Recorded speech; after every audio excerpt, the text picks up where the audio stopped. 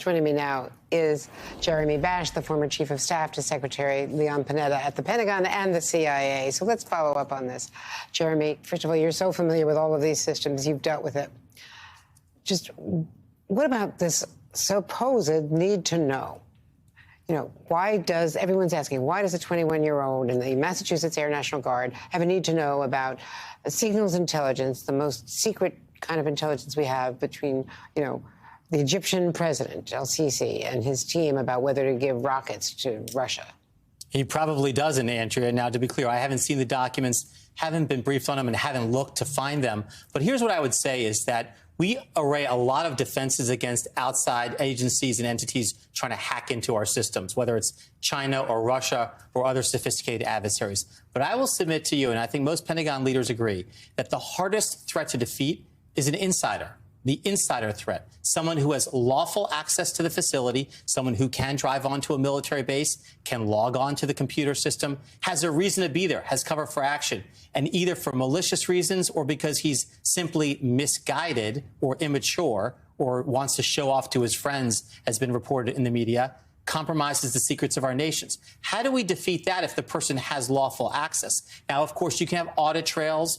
You can have red flags. You can have people looking over each other's shoulders. You can have a two-person rule that they can't download or print something unless two people agree. But perhaps he had lawful access. Perhaps he was printing this for a superior who said, go print that for me and bring it to me. And the papers were on his desk. You can't bag check everybody driving off every military base in America. Well, let's drill down on that for a moment, because Lloyd Austin overseas was asked about this today. What about this 21-year-old? Why didn't we have a better personality profile? He had a lot of flags there with him from what we know about his background. Here's what he had to say. The vast majority of our military is young. And so it's not exceptional that young people are doing important things in our military. That's really not the issue. The issue is, and by the way, he had a top secret clearance. The issue is, how you responsibly execute or carry out your duties and how you protect the information.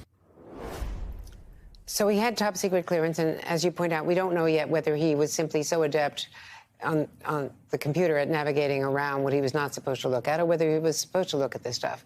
You said that they can't bag check everyone. You leave a library, some libraries with rare books, and you have to open your bag on departure.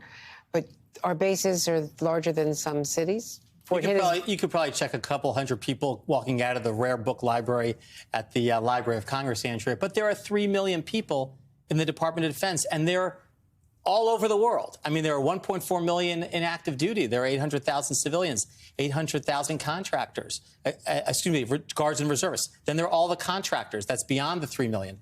Then there's the FBI. Then there's the State Department. So we have millions and millions of people who are trusted with sensitive information. And as Secretary Austin said, many of these people doing very hard jobs, including lethal jobs in the military, and are entrusted with weapons and tanks and airplanes, things that are much more damaging to human life than a document. They're pretty young. And so the answer really here is training, it's counterintelligence, it's internal security procedures, it's audit trails. But fundamentally, it's also about loyalty, making sure that people who come into our government are loyal. The antidote to leaks is not investigations and audit trails, it's loyalty. One of the new leaks that's just been reported, this is the Washington Post, is that China may have a cutting-edge supersonic drone, which could evade a lot of our air defenses. Yeah, I think we've been concerned at a general level about China's hypersonic weaponry for a long time and their ability to target long-range targets in the United States, but also, in the Pacific. That could really be a threat to our military operating around Hawaii, around Guam, and other waters near the United States and our territory. So that is definitively an area of concern for Pentagon leaders. And one quick other thing, some people are blaming the fixes after the 9/11 Commission, which was to eliminate the stovepiping, where there was so much segmentation between law enforcement agencies and intelligence agencies that nobody was talking to each other. Is there too much communication?